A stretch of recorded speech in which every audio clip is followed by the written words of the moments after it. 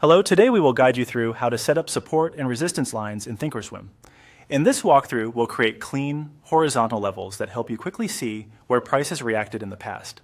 Support is an area where price has tended to stop falling and bounce, while resistance is an area where price has tended to stop rising and pull back.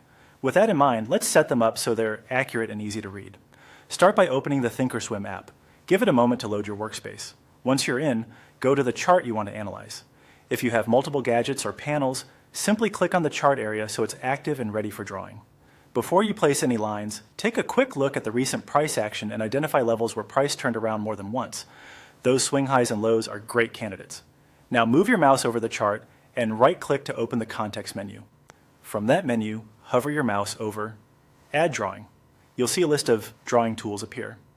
Choose Price Level. This is the horizontal line tool that stays fixed at a set price, which is perfect for support and resistance.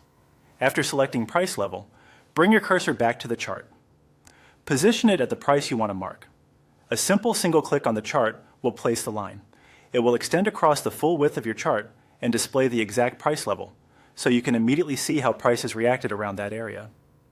If you want to fine-tune the placement, you can click and drag the line slightly up or down until it lines up with the wick or the close you care most about.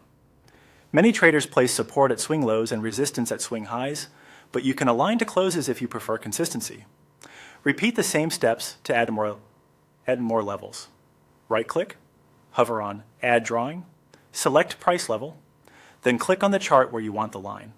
Set one where buyers have repeatedly stepped in to create support, and another where sellers have shown up to create resistance. Consider adding lines where price consolidated or where gaps began, as those zones often act like magnets for future moves. When you're done, glance back over the chart to ensure your lines are clear and not cluttered. That's all there is to it.